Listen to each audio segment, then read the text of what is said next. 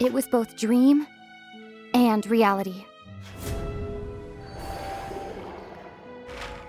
If we're talking about a true culprit, that could only be that thing inside the Primordial Sea, right? The truth, the original sin, the trial, and the root cause of the disaster.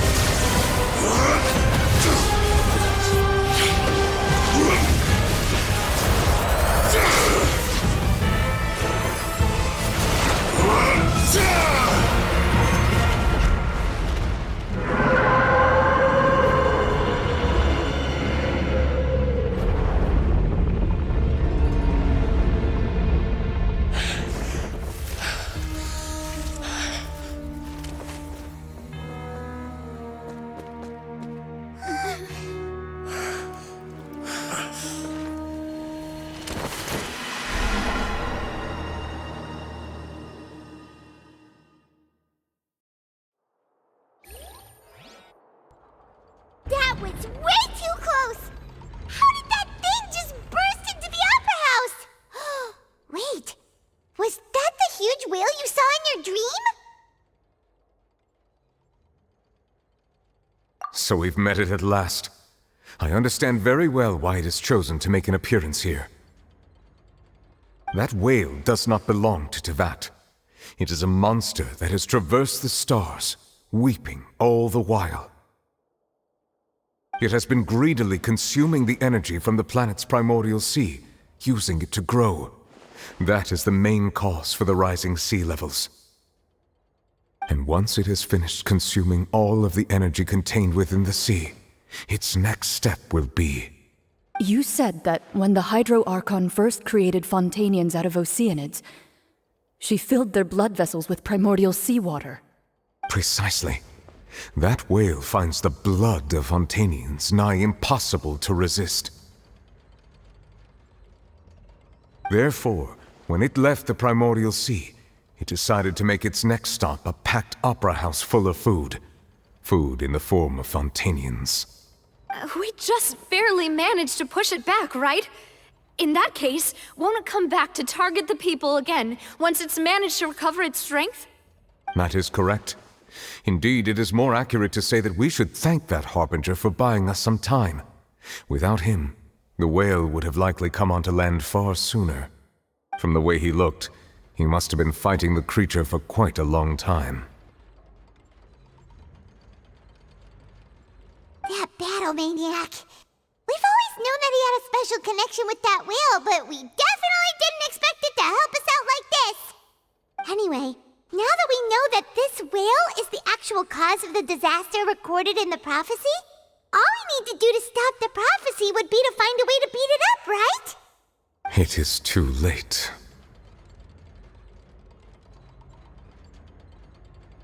It had already absorbed too much of the primordial sea's energy before we could notice it. At this point, it has become practically integrated with the sea itself. Even if the entirety of Teyvat were to be destroyed, it could still survive and swim off towards some other world. That's not something I will accept. We've already done everything we can, and we even found the true culprit. We've come so far. You can't just tell me that the last hurdle is some impossible foe. That's just not fair. Indeed, that's not how a grand performance should end. I'll fight it to the end, no matter what. So the prophecy will be fulfilled no matter what, huh?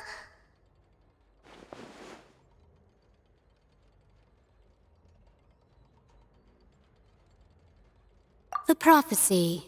Yes, what has been prophesied will be fulfilled. You may view such things as the history of the future.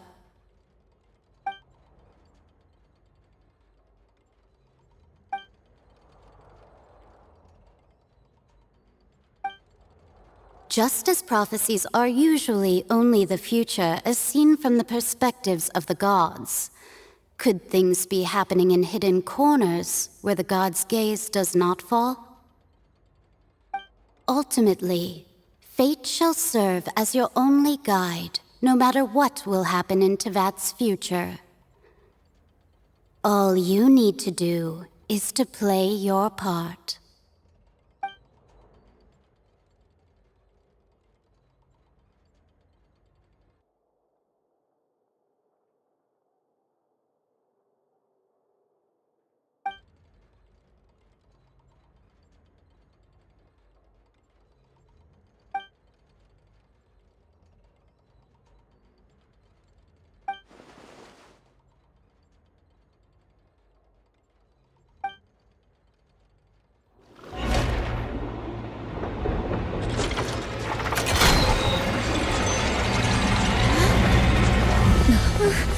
What's happening with the oratories?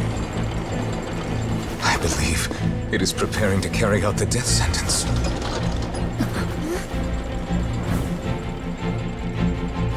Farina!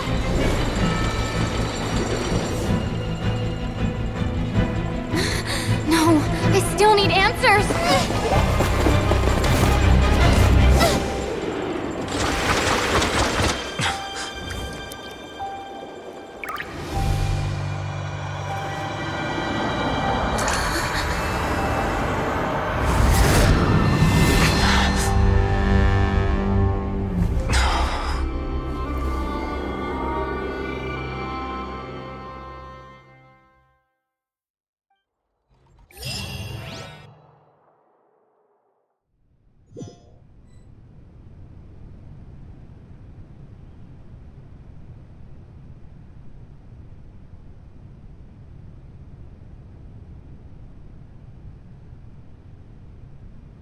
You...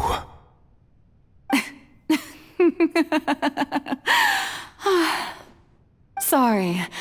That shocked expression on your face is just too amusing. I couldn't help myself. You are not Farina. Who are you?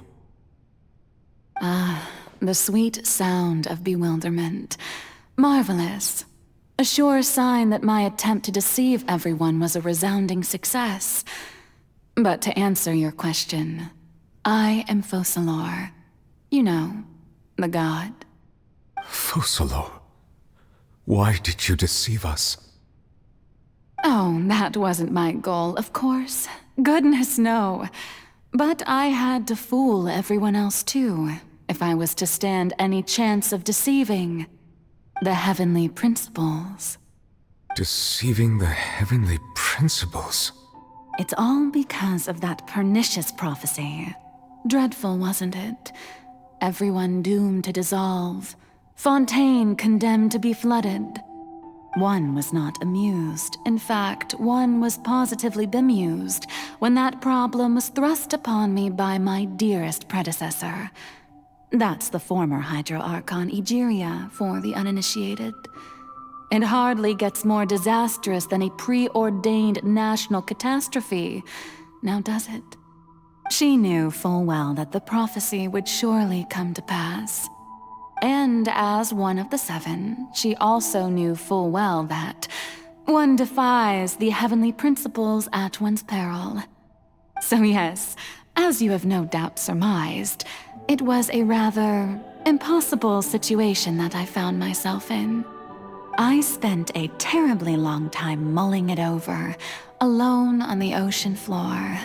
And I was almost growing barnacles by the time I finally realized There was only one possible solution to this confounding conundrum. I had to outwit the heavenly principles, allow the prophecy to be fulfilled, ostensibly at least, while saving everyone at the same time. I'm a genius, I know. I can only assume that's why Egeria chose me as her successor. Although, looking back now, it was hardly the inheritance one dreams of. Between the task of saving the nation, the quotidian duties of the Hydro Archon, and not to mention the original sin of creating a new race of humans, I dare say she left me quite a colossal mess to clean up. But one can only play the hand one is dealt. I did not choose this, any more than I chose to be one of her Oceanid familiars. So you were also once one of the Oceanids, transformed into a human by Egeria's hand. Yes, I was. I always dreamed of becoming human. And I still do, even now. In my eyes, to be human is to be part of the greatest opera ever known. After becoming a god, I separated my divinity from my body and spirit, leaving behind only a self that was as naive and bewildered as my past self on her first day as a human being.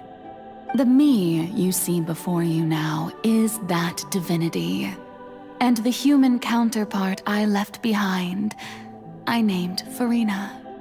She could feel joy, sorrow, and everything in between. She could be as vain and conceited, or as meek and vulnerable as she wished.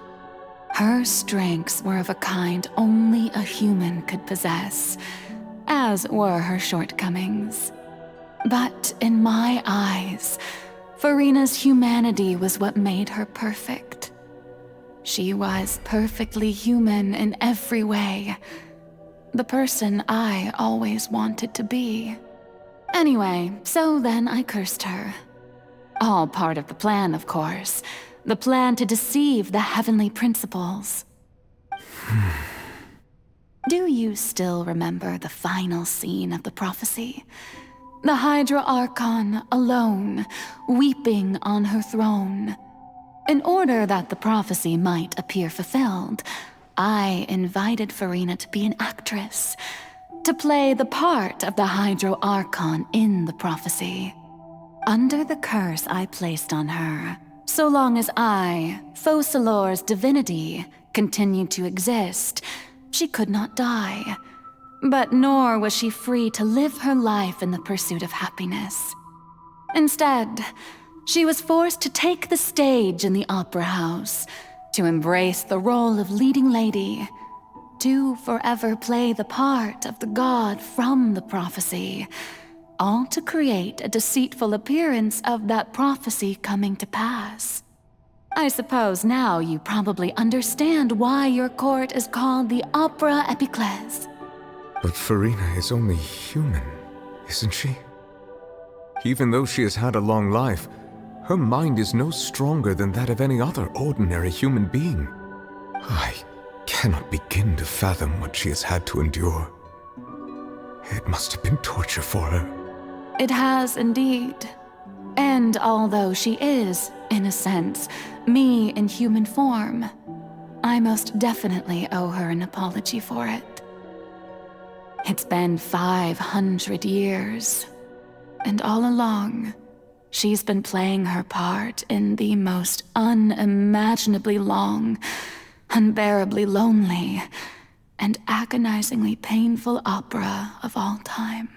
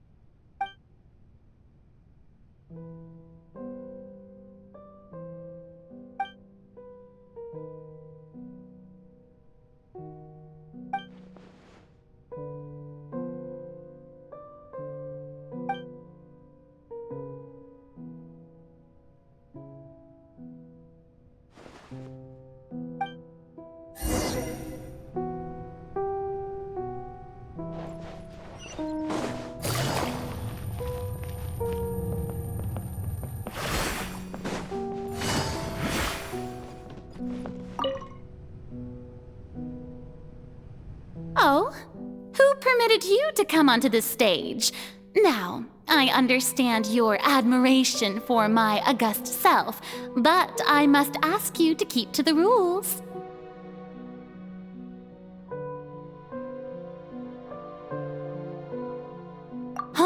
All right. It is not my intent to reprimand you. There is no need to state your name. Just be off with you. Do not distract me from my performance. Oh, do not jest. Can you not feel it? I am Focalor. The eyes of countless Fontanians are upon me. I must, at all times, display the utmost elegance and nobility.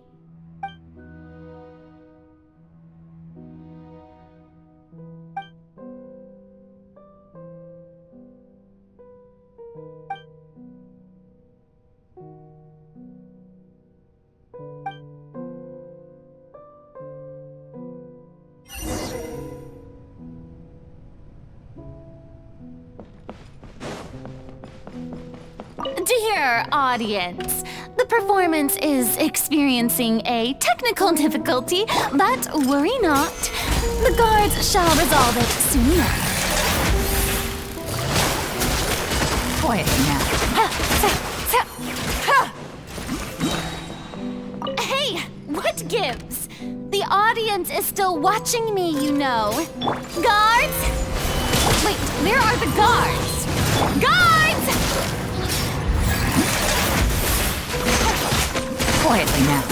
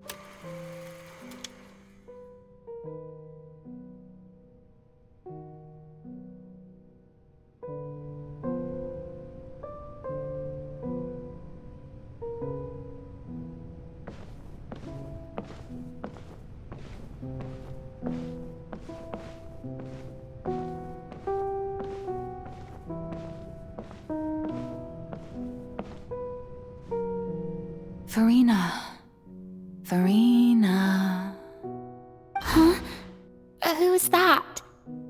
Who's calling me? Where are you? Be not nervous. Be not afraid. I am before you. Wait a moment. You're near me? How can this be?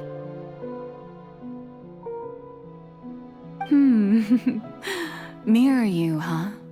You know what? That's not bad. Let's go with that. Mirror me? What do you wish to say? The prophecy. Have you heard of it? What prophecy? Wait. I know. I think. I don't know why, but it's in my head somehow. The people will all be dissolved into the waters, and only the Hydro Archon will remain, weeping on her throne. Only then will the sins of the people of Fontaine be washed away. Oh, very good. You know it well. What's going on? I can't seem to remember anything clearly. The only thing I know for sure is this prophecy. Will it really come to pass? Yes, it will.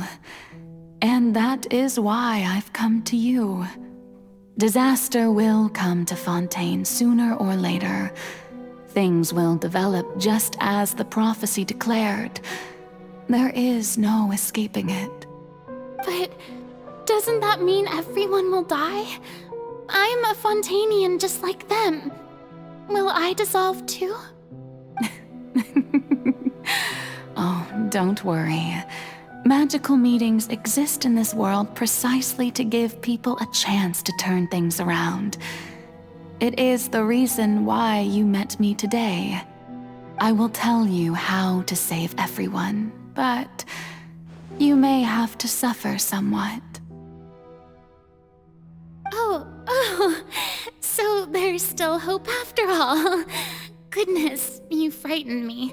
You spoke so much and with so much certainty. As for the suffering, well, I will admit that the first thing that came to mind was, why do I have to be the one to suffer?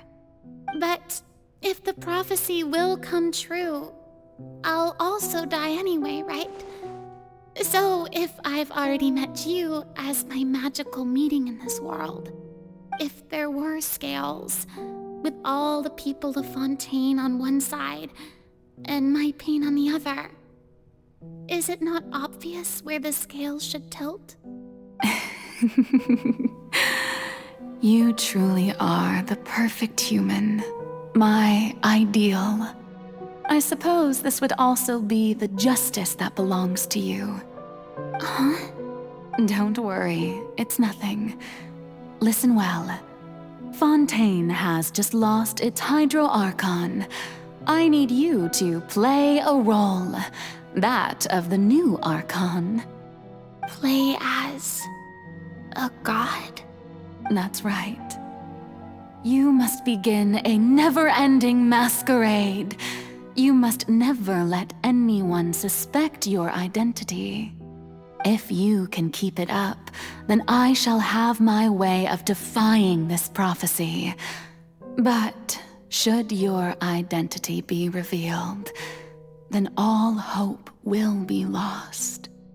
But how will I do this? A human assuming the role of a god without being exposed? Don't worry. What you must do is not to turn yourself into a real god. You simply need to play the role of a god as humans imagine them to be. Being a human yourself, I'm sure you already know what such an entity would be like. Remember, your true challenge will not be pursuing divinity, but contending against humanity. I'm still not sure I understand, but I'll try. I'll try to do this. So, how long am I going to have to play this role?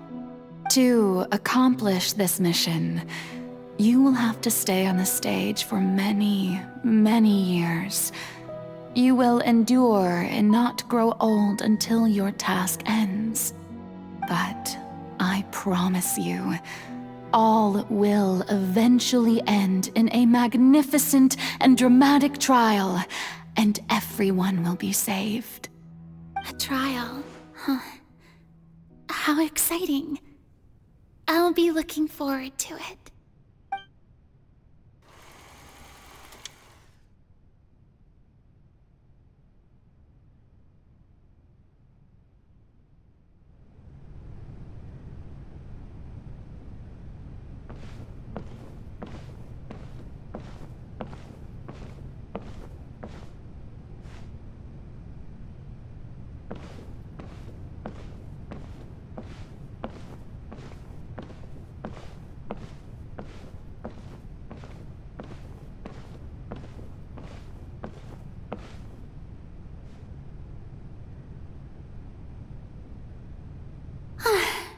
The Maison Cardinalise has announced my accession, but this is my first time facing the people. What should I say to most appear like a god? To be honest, I still don't know. Perhaps I should first try to act natural. Ladies and gentlemen, good evening, and welcome to the Opera Epiclese. I'm sure you've all heard about how I have taken on the role of Hydro Archon. Indeed, I am Verena de Fontaine, your new Archon. In truth, I know little about becoming a nation's new god, but it will be my honor to guide you all. As the god Focalor, the god of justice, I shall do all within my power to lead you into an age of fairness and justice. Once again, thank you all for coming. If you should have any questions or suggestions, please send them to the Maison Cardinalise. The future of Fontaine will require us to work together, after all. This should do it. I thought I might stammer, but thankfully, I was able to convey my thoughts just fine. Okay, and next. That's the new Hydro Archon. Is this some kind of joke by the Maison? I would have thought that a being that surpasses humanity would be a bit more assertive. Hey, did you hear that? She even told us to send her suggestions there at the end. Shouldn't gods be all-powerful? She's being so modest. What's the difference between her and an ordinary person, then? If you ask me, perhaps the succession didn't actually happen. She might just be a Maison-back puppet. Wait, what's going on? Why is everyone suspecting me of being a fake? Oh, this is bad. If I get exposed here, there'll be no saving the people from the prophecy. Right. Mirmi said that I just need to play the role of a god as humans imagine them to be. Calm down, Farina. Think. What do the people want? How would they imagine a god to speak and act? Assertive, with a strong sense of presence. One who can dispel all doubt. That is the character I'm fated to play.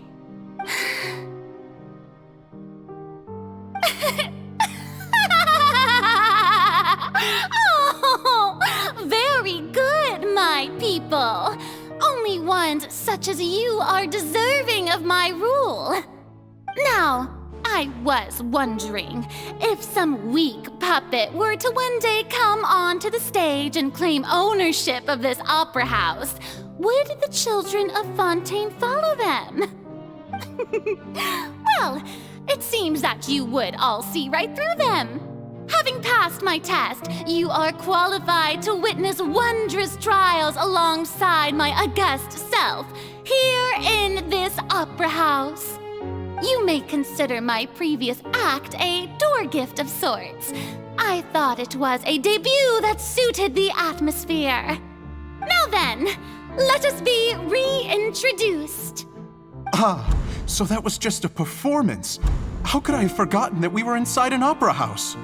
Her personality. It's quite shocking, to be honest, but I suppose it's a better look than before. Such a fascinating and bold deity. How wonderful! Our future may yet be bright after all. It seems I've turned them around. Best follow this flow and restart my accession speech.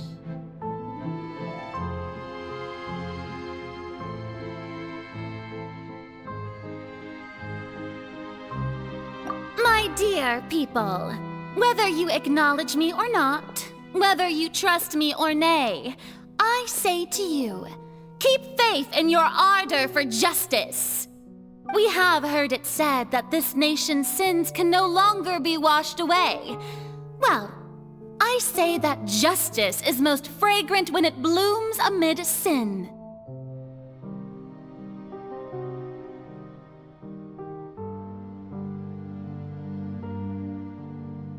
The scales of justice should not weigh heavy in the hands of its god. On one side, it must carry fairness and justice. And on the other, praise and applause. May law be the prayer on our lips. May judgment be our worship. Let us light the fires and drink to the future of Fontaine.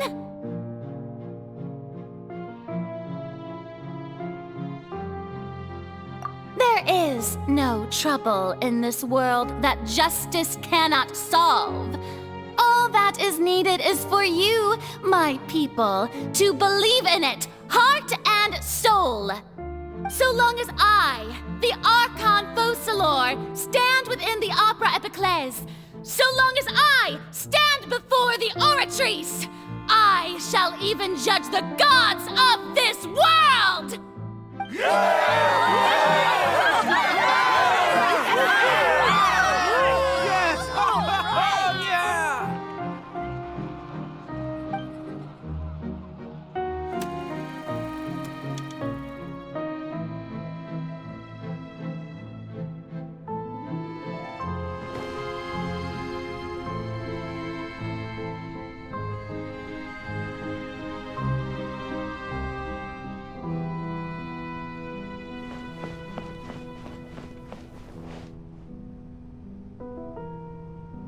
Lady Farina, here are today's case reports, as well as a summary of the follow-up for your perusal.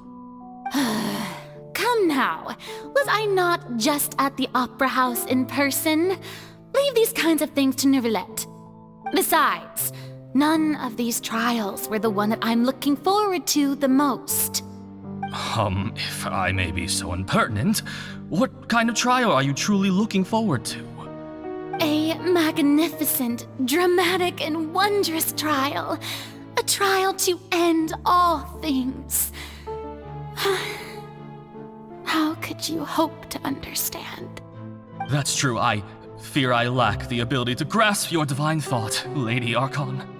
No need for fright, and do not take what I said before too seriously. Go now, to your duties.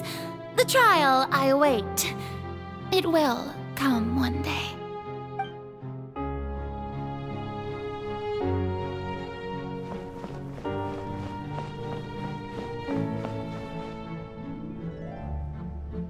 Lady Farina, I don't know what to say. Thank you for agreeing to see me. No need to thank me. Or rather, thank your own sense of perseverance instead. Long have you stood in line to meet me, have you not? Oh, I'm afraid that's just an inevitable consequence of my divine charm. All right, Deoteria, is it? How is your son's illness? You remembered me, and you knew of my family, too. He is doing much better now. In fact, he is far more of an ardent believer than I. He was the one who forced me to seek an audience with you, and to bring your words back to him. Oh, good. Very good. If this should happen again in the future, please do not hesitate to come and tell me. Going down to citizens' homes every so often, while not usual practice, should serve as a fine change of pace. You're such a gentle and wise god.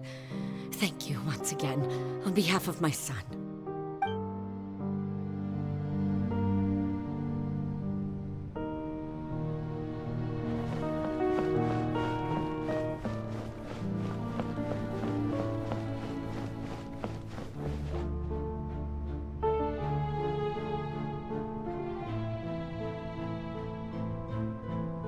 Lady Farina, here are the latest hydrological reports. As for the specific parameters you asked to take note of, I'm afraid things still don't look good. I see. It's as I thought, then. As your god, I did already expect this, but I wanted to see how far your human wisdom would allow you to analyze it. All manner of signs indicate that the prophecy will still come to pass. Forget it. That's not something you need to worry about right now. Well, as I understand it, the Fontaine Research Institute is also trying to find a way to counter the rising water levels. Really? Have they found anything? I'm afraid that they haven't found any effective solution thus far. Oh, is that so? Well, no wonder. This issue has reached the realm of the gods, after all. Still, their spirit is praiseworthy.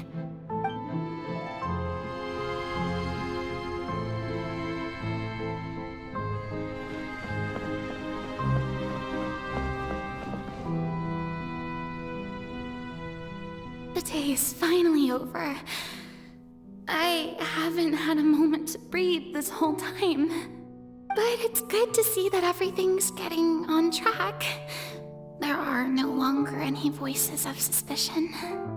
Maybe this is fine.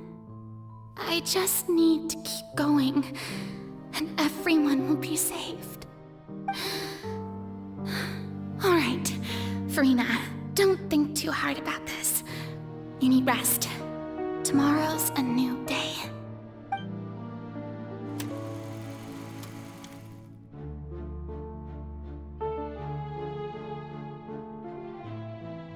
Lady Farina, here are the new trial reports for the latest cases, as well as a summary of the follow-up. There'll be no need for that. I've seen them already. There's no need to go back over scenes I've witnessed in person before. Lady Farina, I've waited so long for this chance to see you in this manner. Indeed, my dear, loyal citizen. This joyous moment is an honor for us both.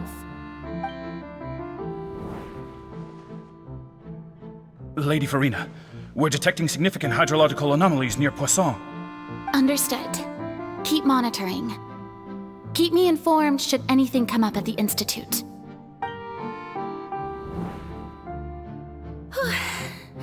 I don't think I let anything slip today. I must show the people that there is nothing to worry about. I just don't know when these days will end. I feel utterly exhausted. Best to rest early today, too.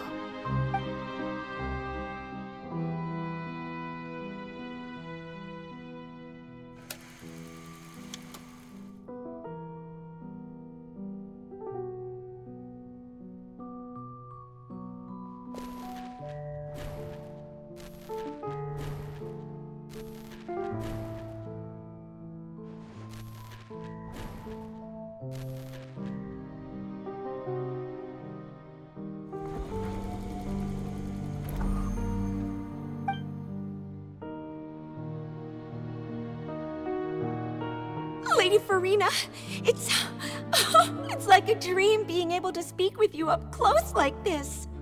I've heard that the first member of our family who was honored to receive an audience with you was Madame Dioteria, almost 20 generations ago. And what a fine family yours is indeed. It brings me great joy to meet such a faithful believer, a descendant of a line most ardent. Surely you exaggerate, Lady Farina. My lady? What is it, good citizen? Oh, are you crying? Oh, really now? I didn't even notice. This must be the overflow of hydro from my person. Well, can't quite help being the god whose dominion is the waters, can I? No wonder. No wonder. A manifestation of your power, then. Oh, Archon, I am honored to have witnessed it. Honored indeed.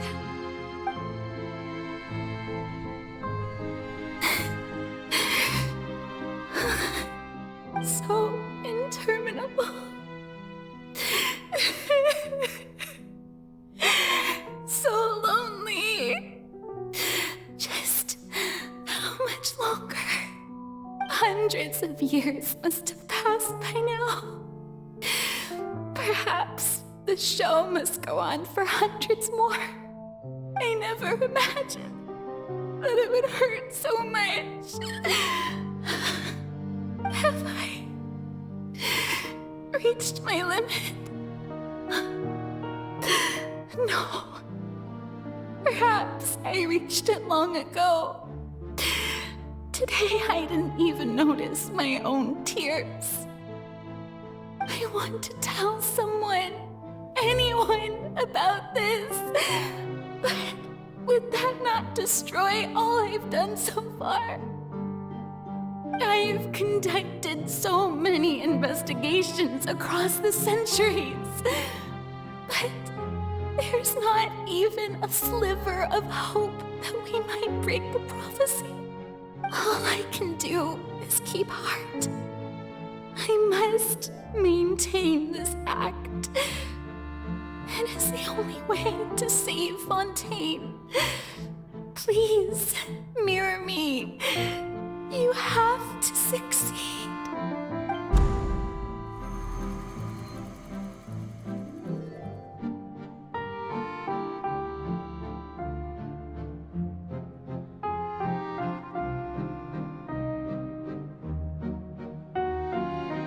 Farina, you don't have to shoulder this burden alone. Although I don't know what you might be keeping from everyone, your people are more than willing to share your burden with you.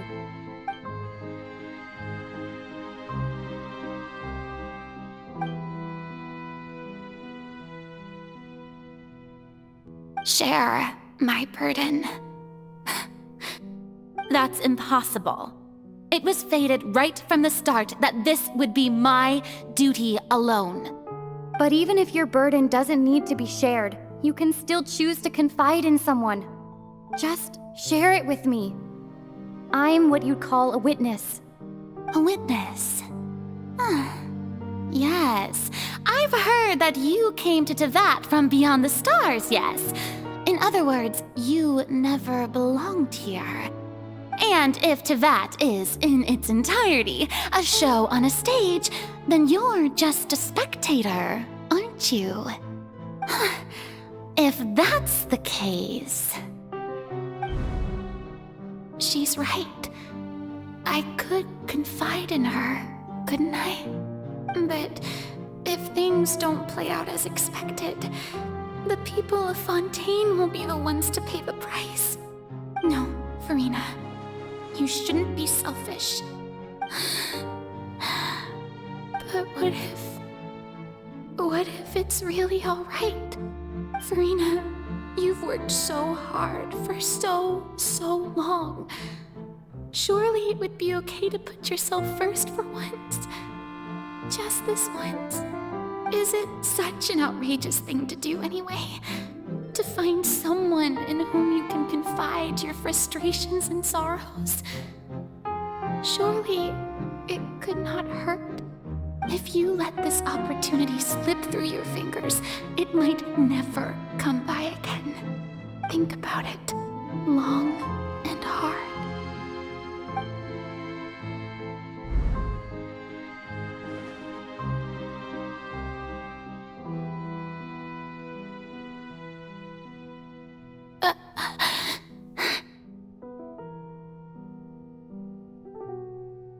No, I have nothing to say. I am Farina, the Archon of Fontaine. Everything will surely get better. All you need to do, dear spectator, is to witness my performance until the curtains fall.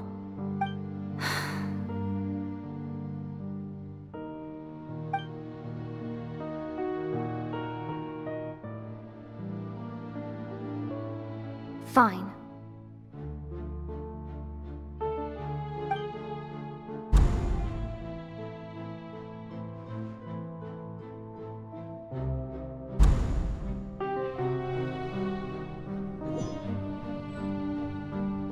So even Farina doesn't know the truth?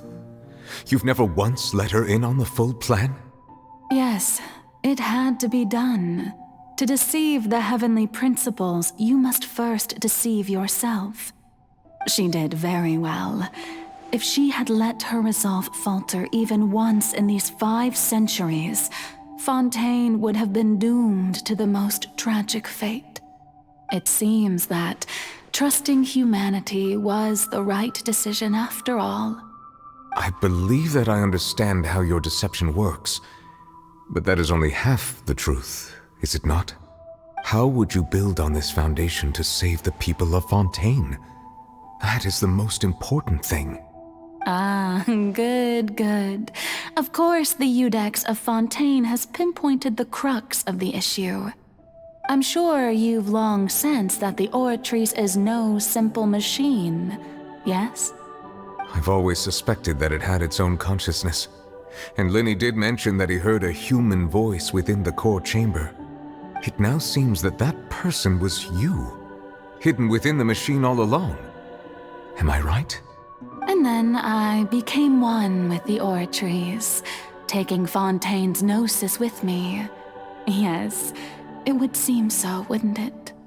Alas, your understanding of this device still lacks sufficient depth. In truth, it is no enactor of justice.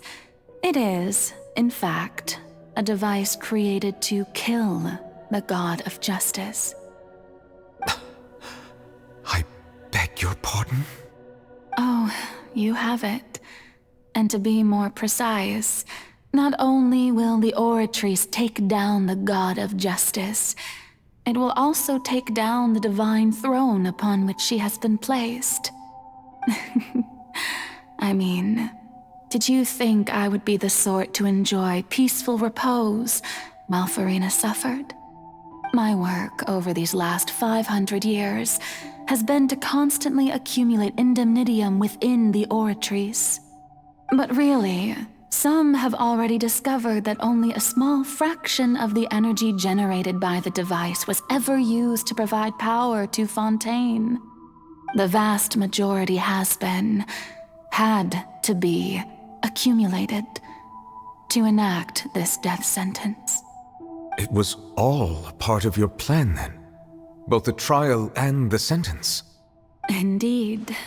This power, accrued over 5 centuries, could have sustained Fontainians for millennia had it only been used for that purpose. Almost all of it has now been stored within the oratories.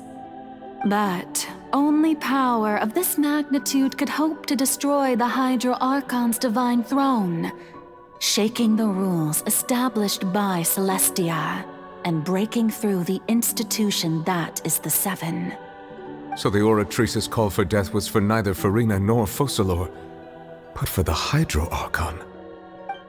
The destruction of that divine throne. If I do not misunderstand your intent, you must be... returning what's rightfully yours to you, of course. In other words, this was all done to return the authority of the Hydro Archon to the Hydro Dragon of this planet. But...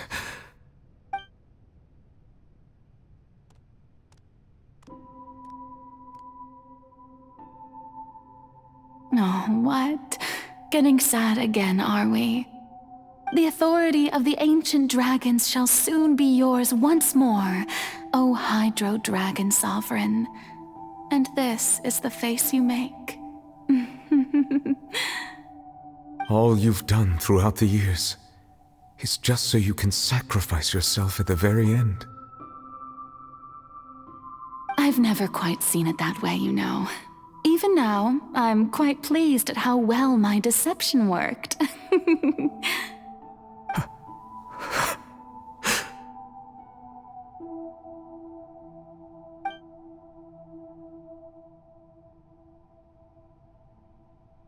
Hydro Dragon, don't cry.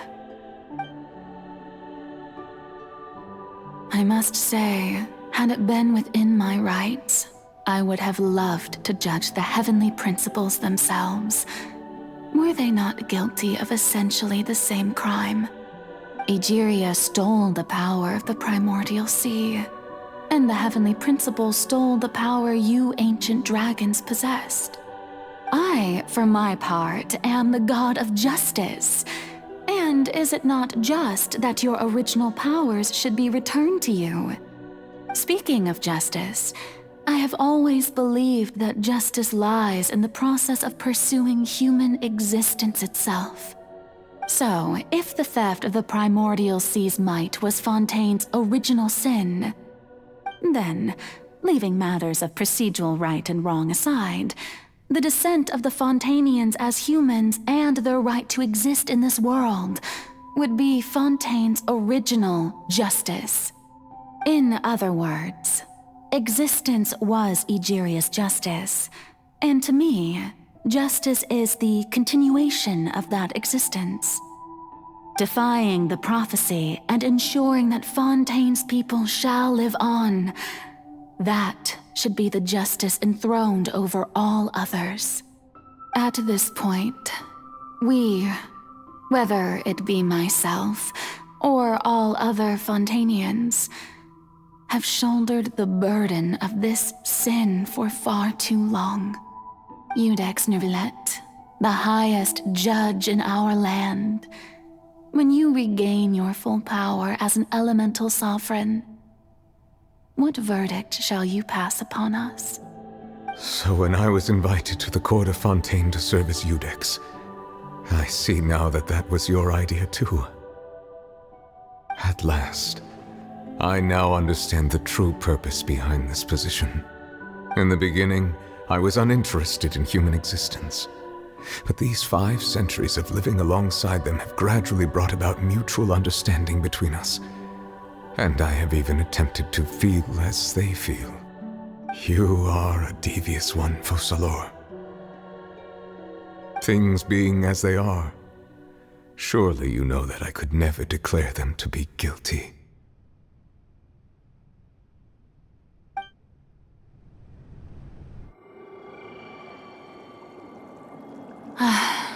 The hour of my execution is almost here. For the sinner, the curtain call has come. I know I may not sound it, but faced with death, I find myself a little afraid. Perhaps this is one thing both gods and humans have in common.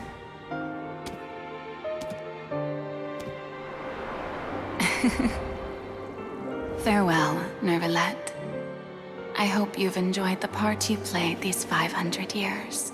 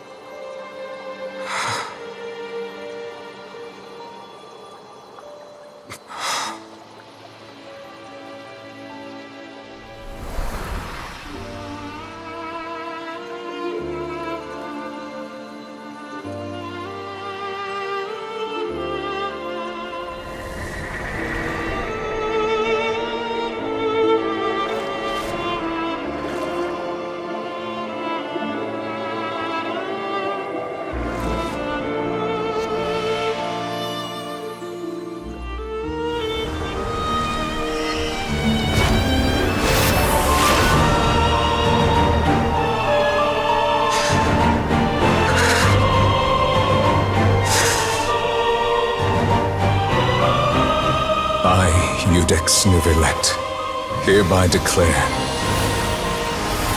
people of Fontaine, your sins are forgiven.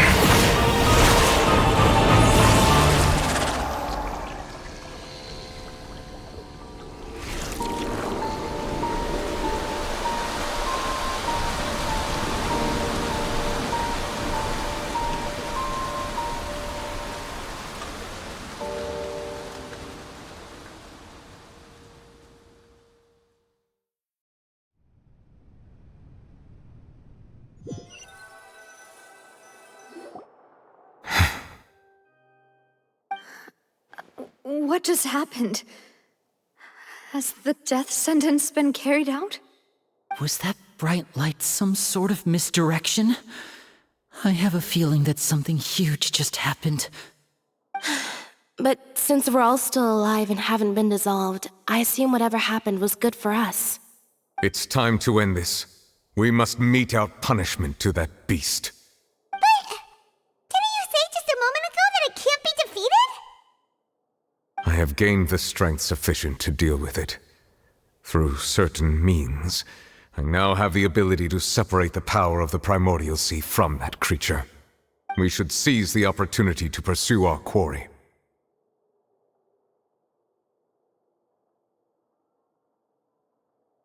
Traveler, now that the oratories can no longer function, I require an executor to help me mete out justice.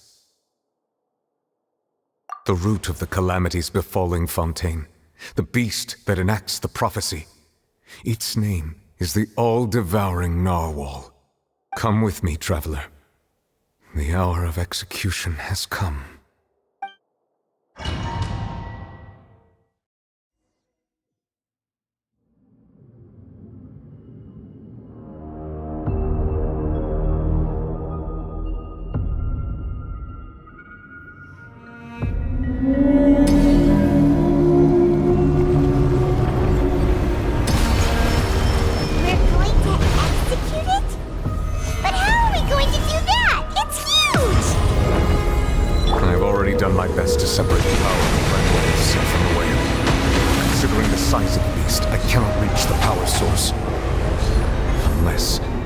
Find a way to attack it from within.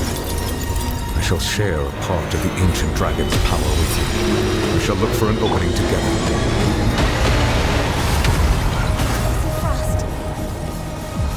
I can feel its sorrow turning into hostility.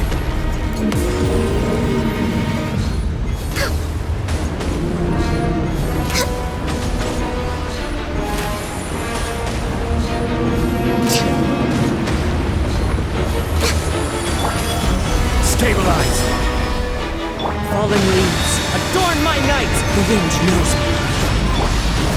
The all-devouring narwhal cannot resist its instinct to devour. Continue to trigger its hostility. Chance will present itself.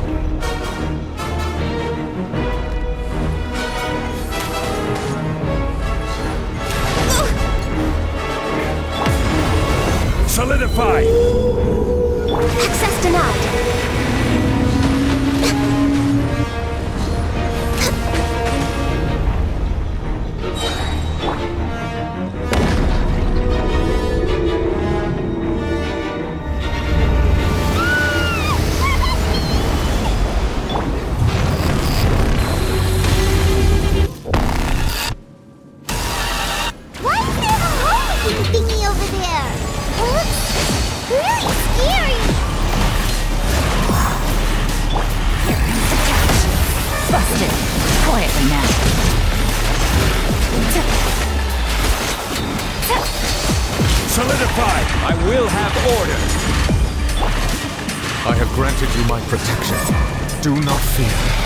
Seize the moment and use my power to suppress its root from within.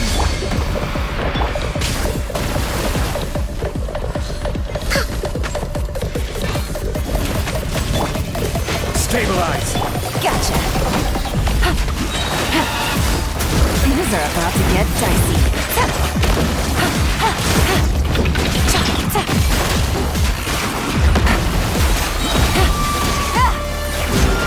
Take it easy.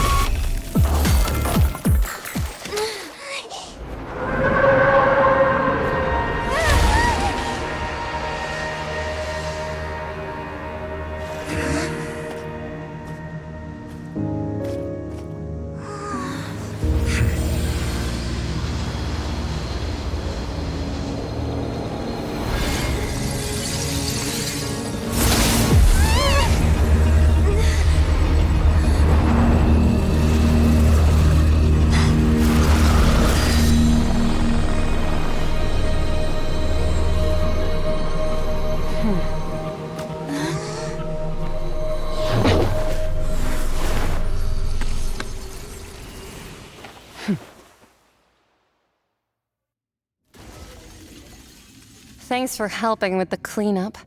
It should have been my job, but... oh well.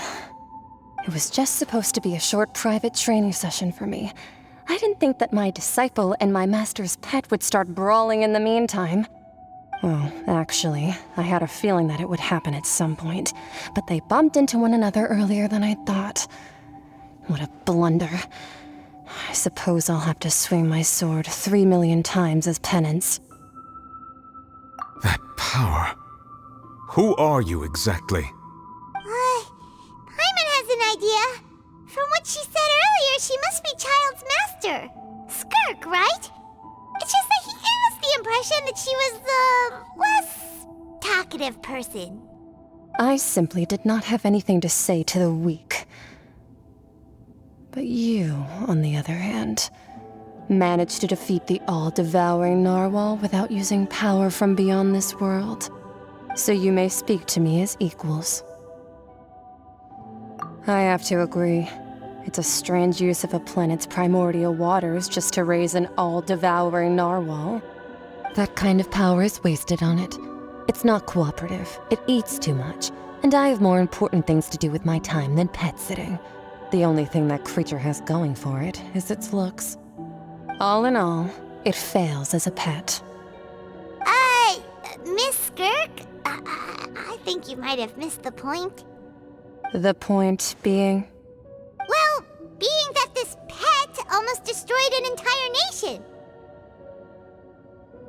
So what sort of person is your master? Well, Child's master's master. Wait, is that right? Oh, right. So you don't know him. Sorry, I assumed you did. His name is Sir Taloji.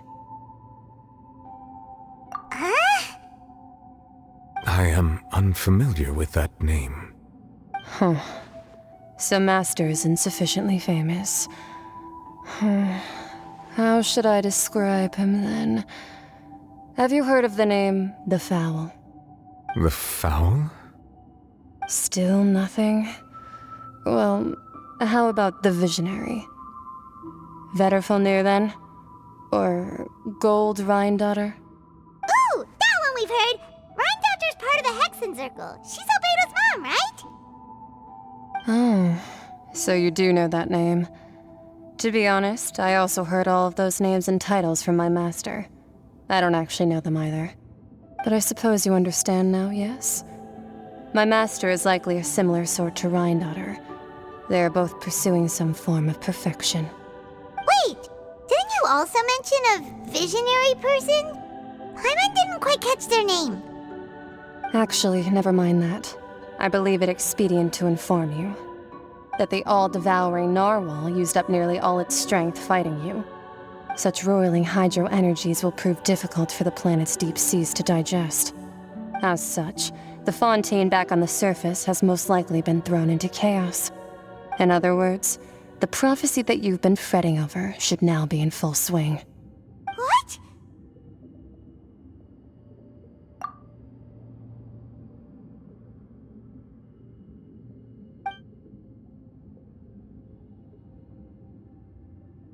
Not to worry. Focalor has already managed to deceive the heavenly principles.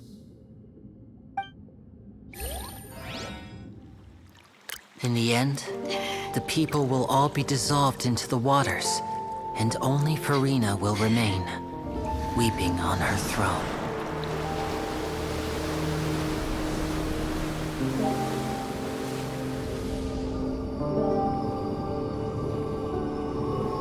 Only then will the sins of the people of Fontaine be washed away.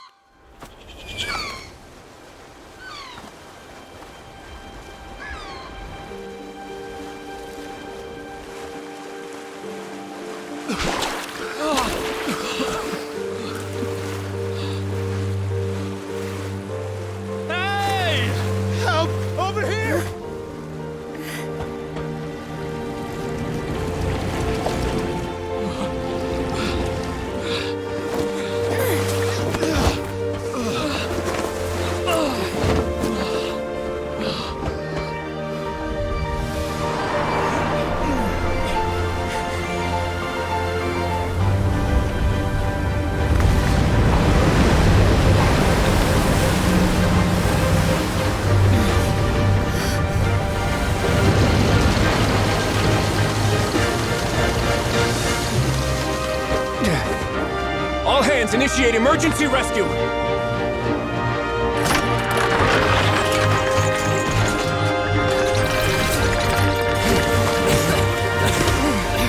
Hurry!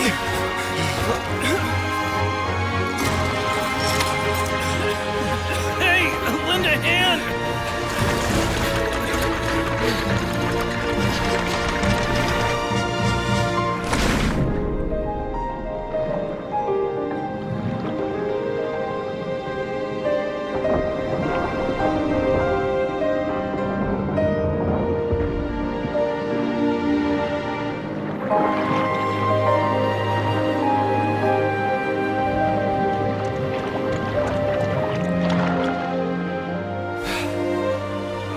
Look! The water's receding!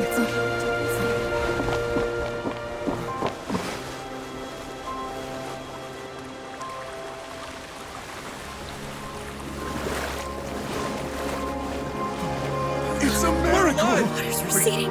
We didn't dissolve. The prophecy was wrong. The prophecy was wrong.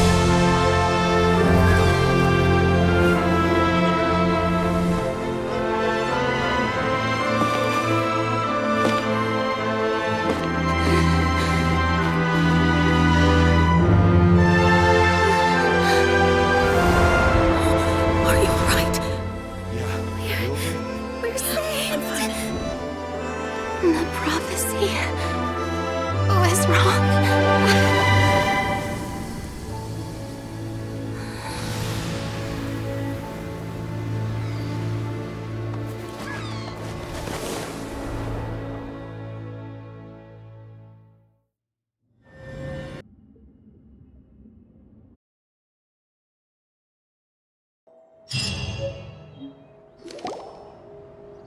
The soil renewed.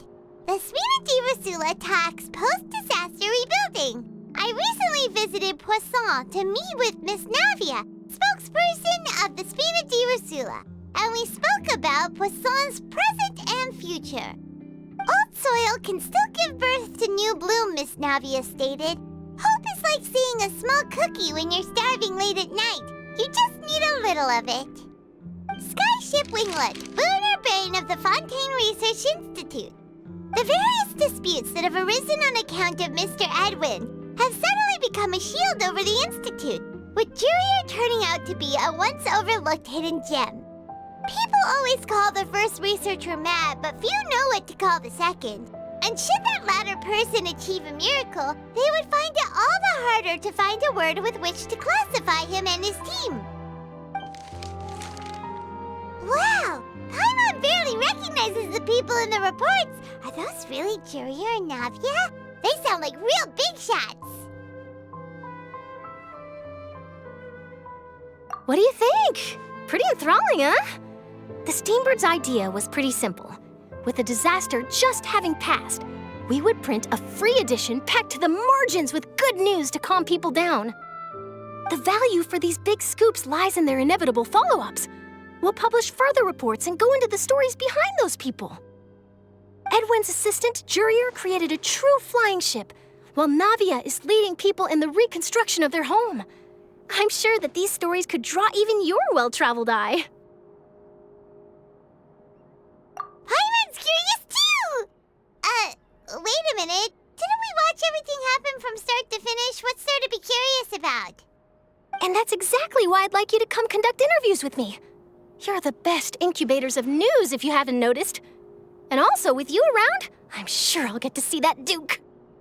Are you sure? Hasn't he turned you down several times already? Oh, this time will be different. Come on, let's head to Poisson first, and then make a trip to the fortress. There are some things you'll only know when you get there.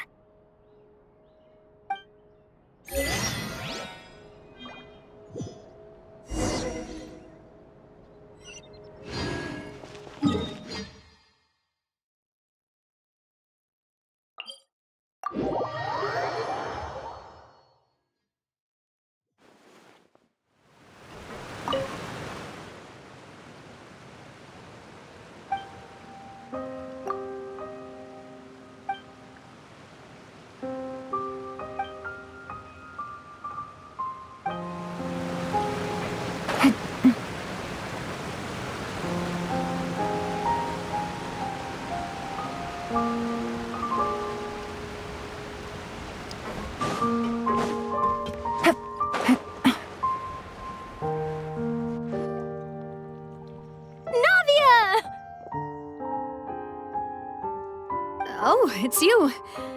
What brings you all here? Hey, we're just having a look around. I'm here to update myself on how things are going here. Oh, the Fatui are here too! Let me introduce you.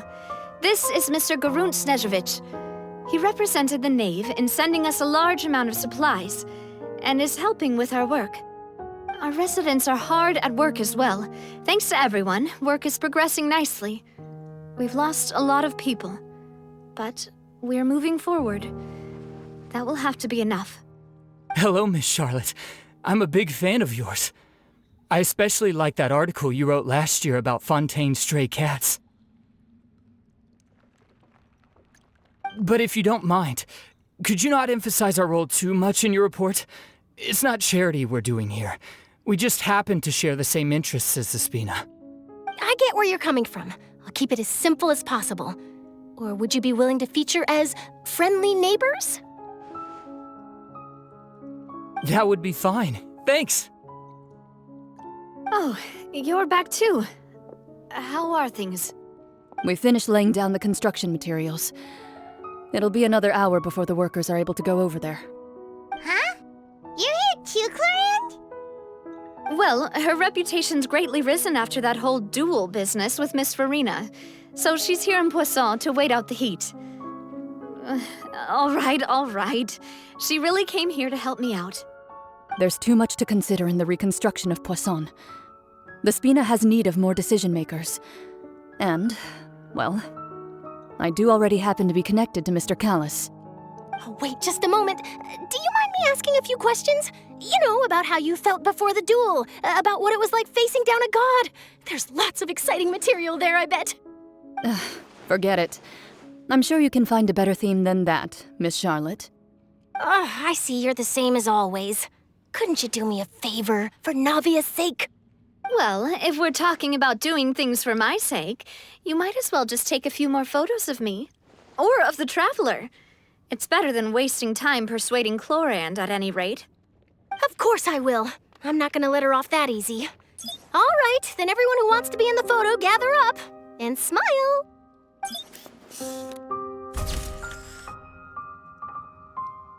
How did it go? Was it a good shot? Did Paimon look cute in it? Not bad. Your addition really helped the composition of the picture. All right, hang on a moment. Let me snap a few more shots.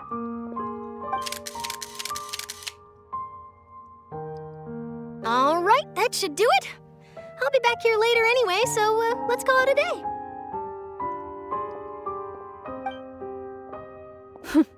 You're very quick. Speed is of the essence when it comes to the news, and freshness is the key. Also, not to brag, but I'm pretty good at building connections. Who knows? I might eventually get that interview with you after all, Miss Clorinde. Wow, you really do have that never say die spirit. I'm impressed. I'll hazard a guess that this is how you got that interview at the Fortress of Meripede.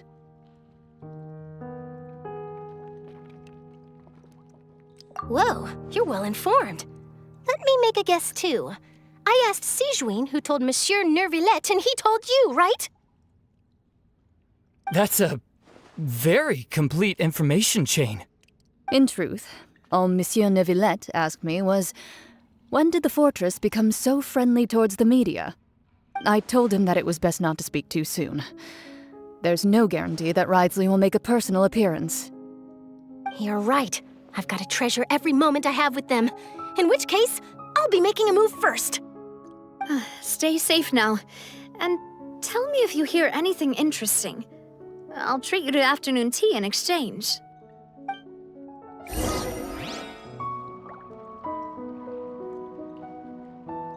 You seem curious about the fortress. Of course. That Wriothesley. I still remember going down to the fortress to grill him for information on my father's case. Boy, did he take me for a ride. Without telling me anything, of course. But he did invite you to tea, didn't he? 2 large pots of it, in fact. It was good tea, though. I have to agree. The tea there is very good. Speaking of that, would you like to have some today? I mean, you've got time, right? Well, I'd be partial to some shortbread. Wow, it's like we've got a menu or something. Sure. Good. What flavor of biscuits would you like, Mr. Snezhovich? Me? I'm fine with anything. But I would prefer chocolate, should you have it. All right. Leave it to me. I'll go over the newly arrived supplies with you later, Mr. Snezhovich. We should be able to finish the preparatory work today. That works great for me. Huh. Is it just me, or did you get a new lipstick? I did. It was a gift from Sijuin. Want to give it a try? I think the color would suit you, too.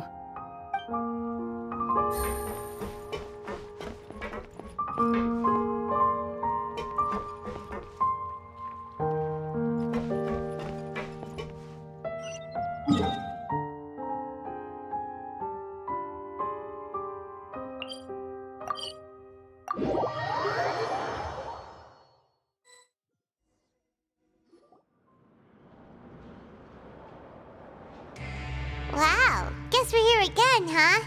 There's a real nostalgic feeling to this place. Looks like you've been missing us. Duke! Did you come all the way to the entrance to greet us? Of course. I'm here to welcome you and our dear Miss Charlotte, whom our good head nurse recommended to me. It's an honor to finally meet the much-rumored Duke. Thank you for consenting to my visit to the fortress, sir. No need to thank me. But that said, I shouldn't be the focus of your interview. I trust you recall our agreement? Of course, of course. All right then, this way.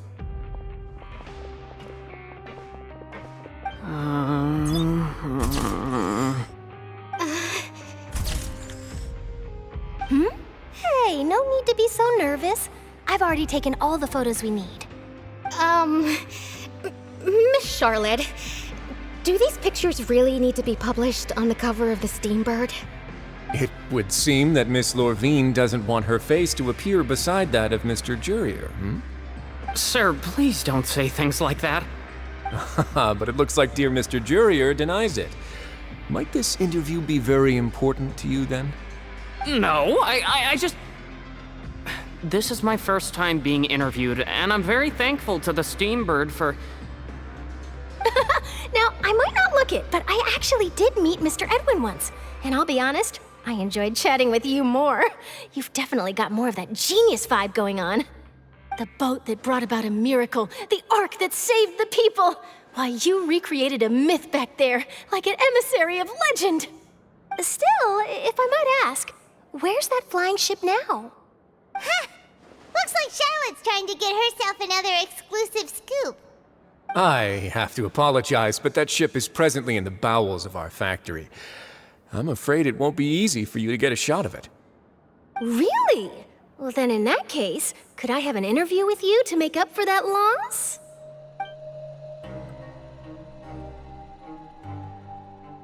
You already know my answer, I'm afraid. Best you interview our head nurse instead. Or perhaps you'd like to take another photo of this couple of researchers? Did you really have to use the word couple? Well, then, 2 solo photos will do. Is my hair messed up? Please, someone help me have a look. Things sure are getting pretty lively here. We've seen this kind of thing before.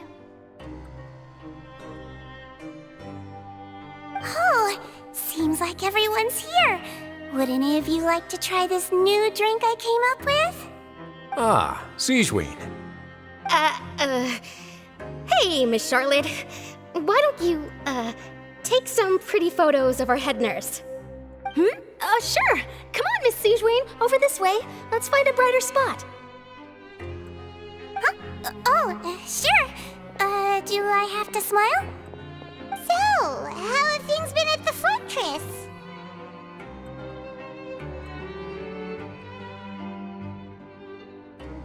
Same old, as you can see. Fontaine's undergone some changes, but this place is still more or less the same. Other than that flying ship, it got a tad too much attention, I think. That's why I decided to let the interview go through. We should direct more public opinions toward the behind-the-scenes heroes. Am I right, Mr. Jurier? Miss Lorvine? You're too kind, sir. I believe that you too should have your day in the sun. Not that you would want that, which is a pity. I'll just leave the spotlight to you two.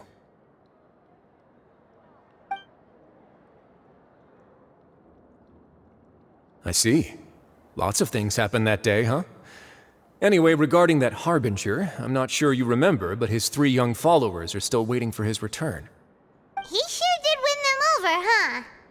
I'll tell them that there's good news and bad news. The good being that their boss seems fine, and the bad being that they must face extended sentences for abetting his escape. Oh, actually, what about you? Are things gonna change for you too? What change can there be? The fortress will keep chugging along, and so will my duties. As to what Miss Farina's departure will mean for the nation, and if our laws and governance will be transformed, we'll leave those to the folks in the overworld. Hey everyone, the photo shoot's done. Good. In that case, let's call it a day here. Thanks for your cooperation. Come on, Traveler, let's go. Till next time, everyone. There'll be a next time? Maybe. Who knows? I might write a story about the underwater factory next time. Until then. All right, last stop, the docks.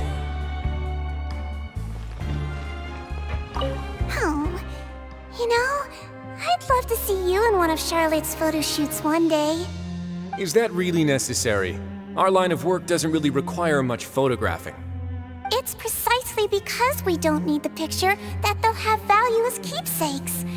You don't really look all that opposed to the idea, you know. Maybe I'm just happy that I managed to once again avoid the spotlight. I think this interview went well either way. Yes, you successfully kept prying eyes away by using Mr. Jurier and Miss Lorvine as shields. Very good. You should be happy for them. They have a bright future ahead of them.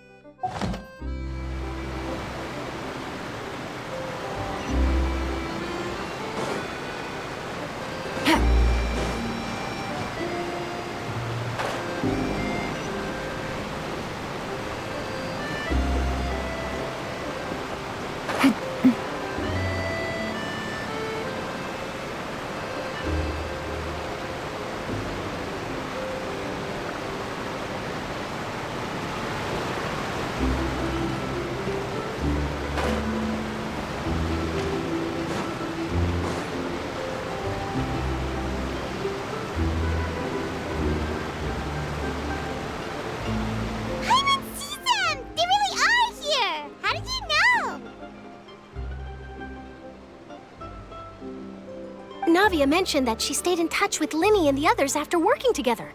Apparently, they've been at the docks distributing these strange pockets the whole time since. Traveler, Paimon. Ah, and Miss Charlotte, too. Would you like a magic pocket? What sort of gadget is it? It's a wondrous bag that can be used to carry many things. The water level has returned to normal, but if you see any of your things floating around, you can use this to carry them. Or you could trick a friend into doing it for you. Trick a friend? I wonder which of my friends would fall for that.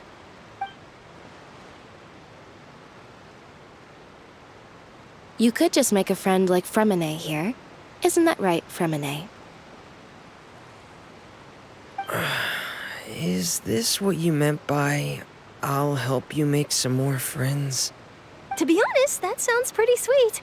Could I have your contact, please? Sure. Please, write down my address. You sure are working hard to help Fermine socialize. He was the one who proposed doing this. He even wants to assist in our magic shows.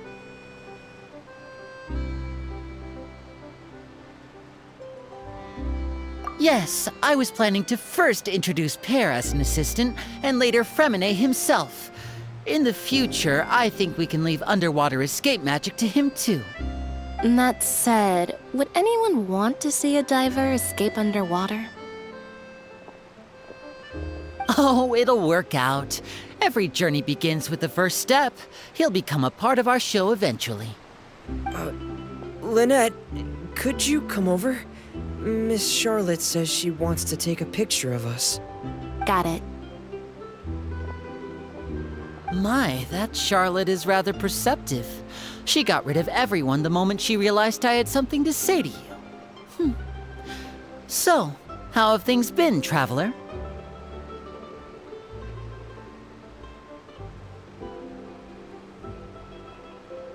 Father says that you did a great deal during the latest events. She's very grateful for your contributions to Fontaine. That's alright. We were more than happy to help.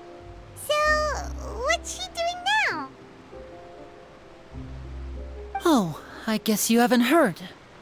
Well, after Lady Farina left, Father and Monsieur Neuvillette opened negotiations, during which he gave Fontaine's gnosis to her as a diplomatic gift. A diplomatic gift? A gnosis? Yes, I was quite surprised at first myself. But when I thought it over, there were actually a number of things going for it. It could have been done as an apology for the incident with Lord Child, or as thanks for his help in tying the all-devouring narwhal down. Furthermore, Father did also lend significant aid to Fontaine and Poisson. Well, that's true, but this is a gnosis we're talking about. Doesn't this seem a bit irresponsible? I would agree, but I've also heard that it seems that Monsieur Neuvillette has had a significant change of heart regarding the matter. So there's some reason for this that only Neuvillette knows about? I suspect you'll have to ask him about that yourself. Yes, speaking of which, I did see him strolling around the entrance to the Fortress of Meripede a while back. Isn't he real busy and stuff? Paimon didn't think he'd have the time for that. But back to the topic. The gnosis was given to the knave, right? What about Child? They say that he's returned to Snezhnaya to recover from his wounds. I hear that the recent disaster really did a number on his health.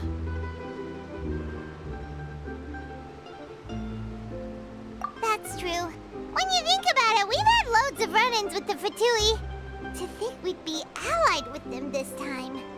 So shocked by such a simple switching of sides?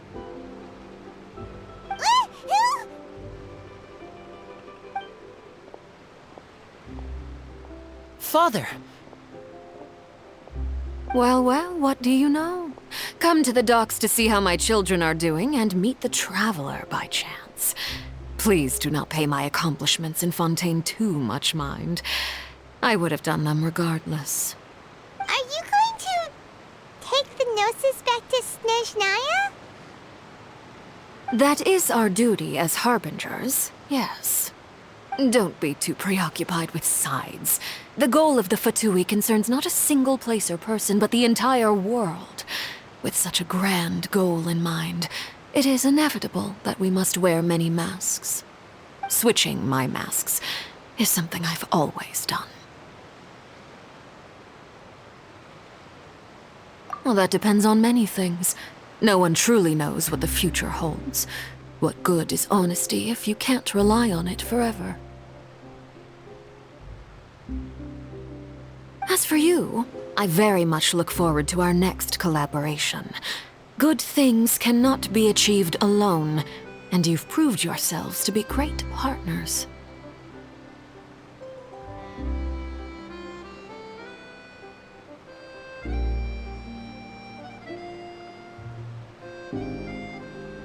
A vision? All right. I'll remember to return it. Thank you for keeping it safe for him this entire time. And that's a wrap for me. Huh? You're... Greetings, Miss Journalist. Hello. If I'm not mistaken, there are diplomatic channels I'll need to report to take a photo of you. That is correct. So forgive me, but I will not be able to serve as a subject in your article. However, feel free to write as much as you'd like about our dear magicians and our upcoming rookie talent. I will. The sea breeze is quite pleasant. I shall continue my walk while the weather remains so agreeable. Farewell. Farewell, Father. Oh, she has such an intimidating presence. I didn't even dare to take a picture. Thankfully, I've already wrapped up all my pre-scheduled interviews. Thank you all. This'll be more than enough for me to write about, I'm sure. Don't be too nervous. Why don't you take a magic pocket before you go? Here, Traveler, Paimon, you take one too. To move things about? That's right. Funny. I was giving out magic pockets when we first met too. And what do you know? I'm doing the exact same thing right now.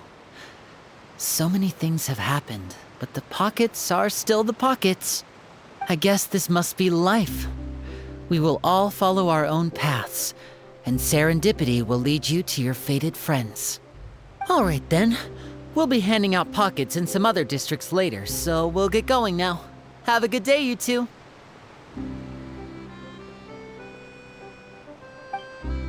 Well, guess we sent Charlotte off.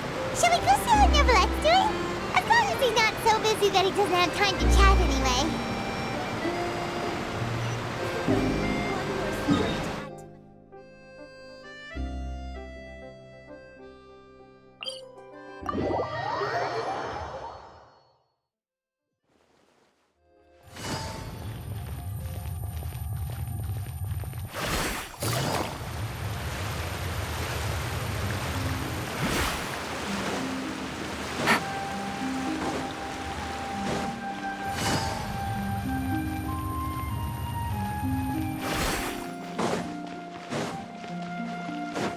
Entrance to the fortress!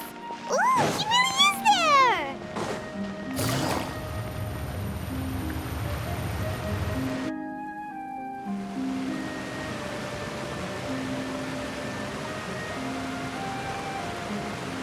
So, you really are here, Neverlette! Paimon didn't think you were going to have free time this hour of the day. Really? Oh, I suppose you must have met Mr. Linney. He took the time to greet me earlier when he passed this way. In any case, you came at a good time. I was just considering reaching out to you to set up a meeting, so I may explain some things that I haven't had the time to before. Aw, Paimon's glad that you remembered. Thank you for keeping us on your mind, what with you being busy and all. Alright, let's have it then. How was Fontaine actually saved? The whole business is still quite the mystery to us. It is strange how words can often leave a bitter taste in the mouth when it finally comes time to say them out loud.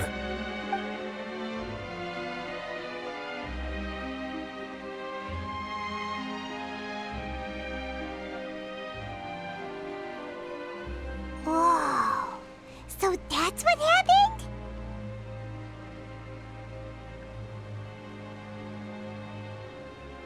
Focalor destroyed the divine throne of the Hydro Archon and restored your power to you, transforming you into a fully fledged elemental dragon sovereign! But Paimon still doesn't quite get what you did to save the Fontainians from dissolving. For me, the authority of the ancient dragons refers to absolute control over the hydro element. Fontainians were incomplete humans born of Egeria's use of the power of the primordial sea, with constitutions similar to that of mimics. But so long as those primordial energies remain within them, I could use the ancient dragon's authority to grant them true blood, after the fashion in which life was first brought into being on this planet. In other words, when I gave my verdict, Fontainians became true humans, and thus would naturally no longer be dissolved by water from the primordial sea. Focalor must have counted on you to make that decision as well. Your verdict was the key to making the prophecy appear to have come true while saving everyone. Yeah, and in a manner of speaking, Focalor finally managed to fulfill the original Hydro Archon's wish to turn Oceanids into real people too! It seems from your expressions that you still have more things you wish to ask. Ask away. I will tell you the truth as I know it. I have investigated his case along many avenues, and I have learned that he once fell into an unknown chasm when he was young. There, by chance, he awakened the all-devouring narwhal. But whether it be by sentiment or reason, that should not have been enough to consider him the root cause of the disaster. At most, he would have had tangential liability.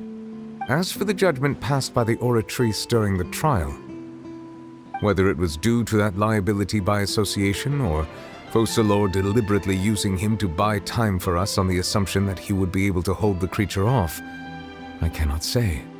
Guess Focalor had Fontanians in mind the whole time. In the end, it was thanks to her that they finally became real humans.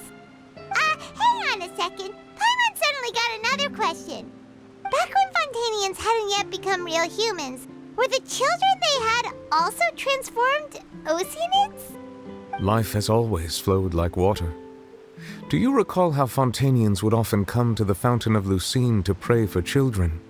Yeah, Lynette said the fountain is where all the waters in Fontaine converge. In truth, even those couples did not know that such prayers were no mere custom, but instead a form of ritual. Those Oceanids who were blessed within the spring water would later descend as new humans in the coming months. Paimon sorta gets it now. Either way, seems like this ritual won't be of any further use, but it'll probably live on as a local custom. Ask away. I will tell you the truth as I know it. Yeah, about that. Risley said Farina has already left. What's that all about? Ah, Lady Farina. The people are only aware that her death sentence has not been carried out.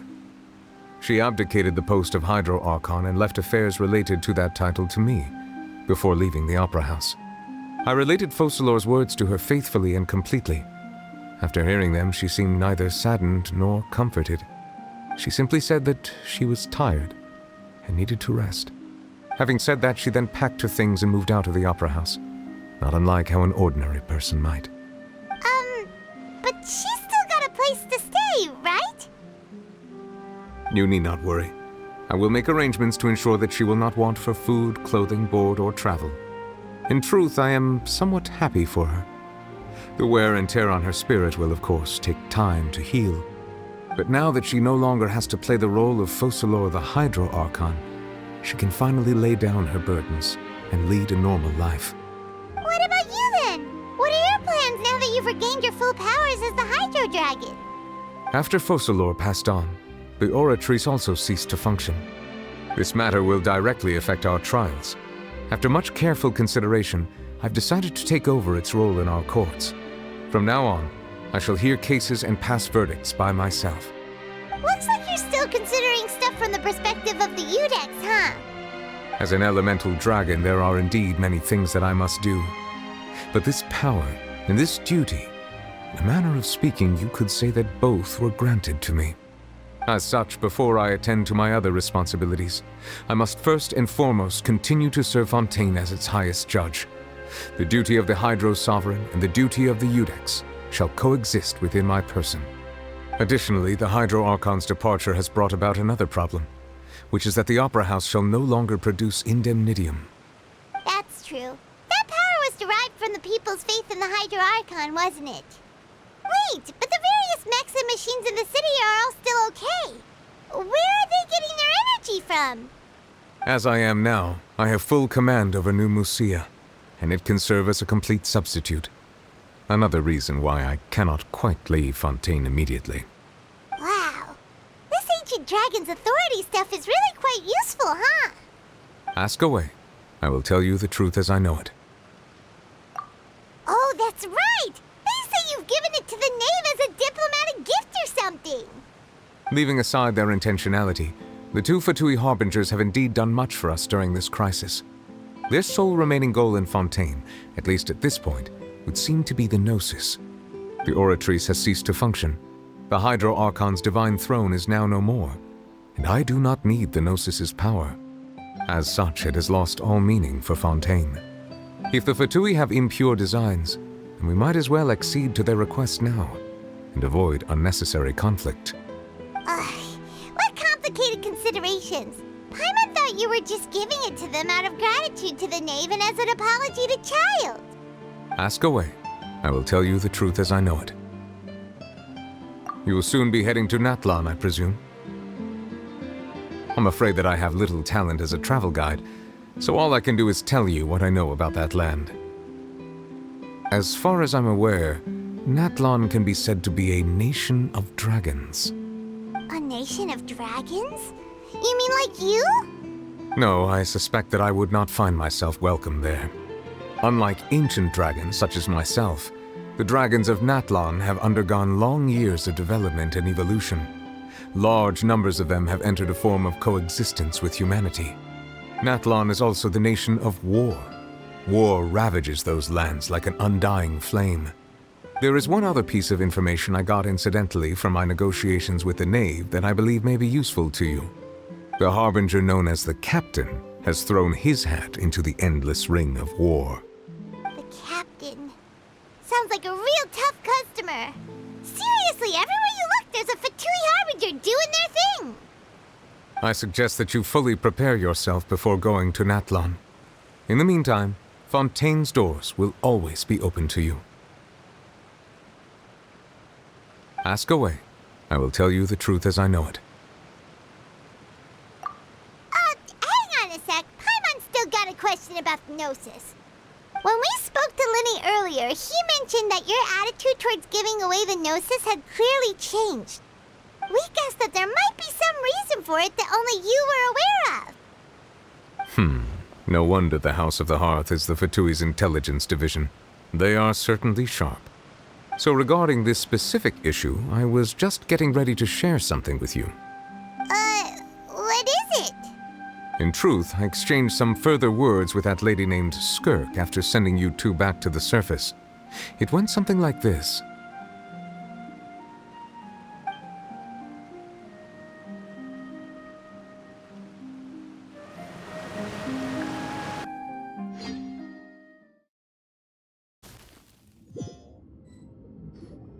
Well, we're going to head topside to see what's going on. You hurry over soon as well, all right, Nervalet?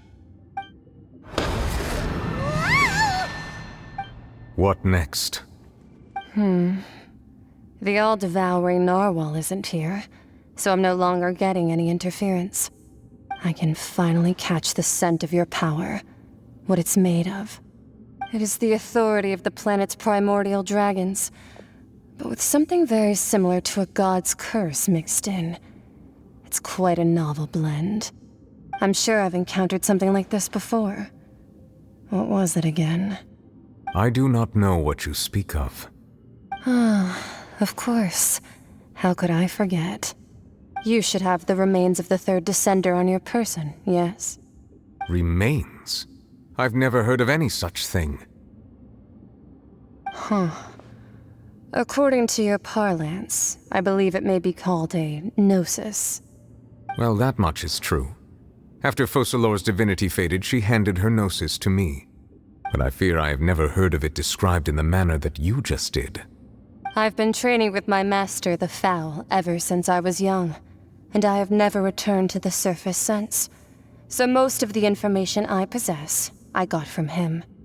It is only natural for those who are greater than humanity to possess a different sort of common sense, which is why there are so many problems in our attempts to communicate with humans. Regardless, you should probably get rid of objects of misfortune to prevent any disasters from befalling you. To live in itself is a blessing. But once a person dies, the bonds he once had with this world shall all turn to curses. What do you mean by that? No need to fret. These are just my personal thoughts. and my reason for no longer wishing to return to the surface. This third descender you refer to, who are they? And when did they die? Master never mentioned them to me. Perhaps it just wasn't that important for me to know. If you're interested, though, I could ask him. I'll be sure to pass the answer on to you next time. Next time? You believe we will meet again? I do. Wait. I have a disciple of my own, don't I? He can be the messenger then.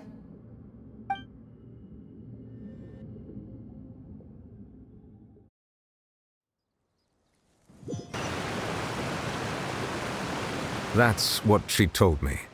Whether it would prove useful or not, I wanted to pass that information on to you. The remains of the third descender? So that's what the Gnosis actually are. Paimon just thought they looked like chess pieces. How could they be a person's remains? All the same, assuming that there was no misunderstanding or special metaphor at play, that is what she meant to say. And she said that it would bring misfortune and that you should check it, which is why you gave it to the Fatui. If she speaks the truth, then I would simply be putting Fontaine at unnecessary risk by keeping it here.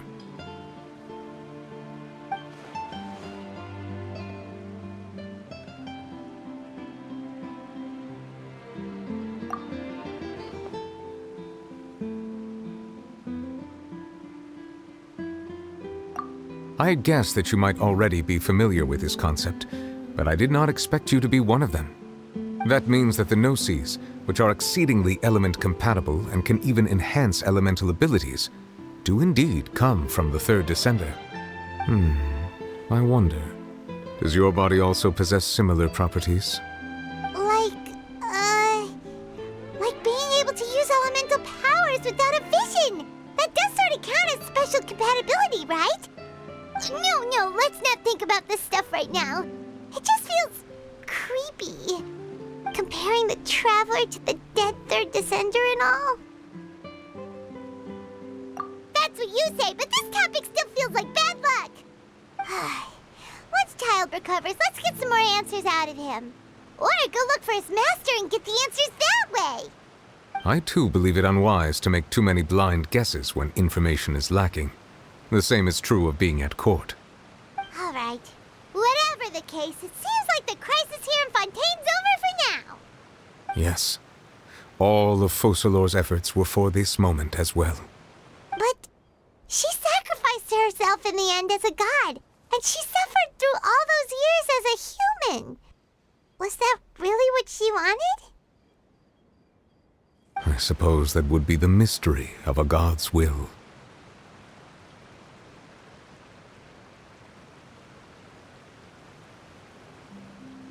I suspect not. But once in a while, I too would guess that if wishes were like the clouds in the sky, they will one day return to the earth as raindrops.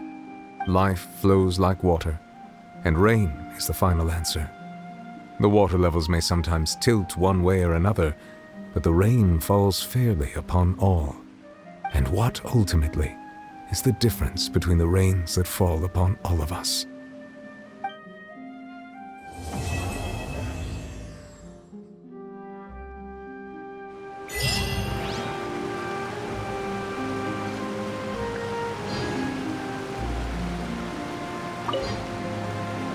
It seems from your expressions that you still have more things you wish to ask. Ask away.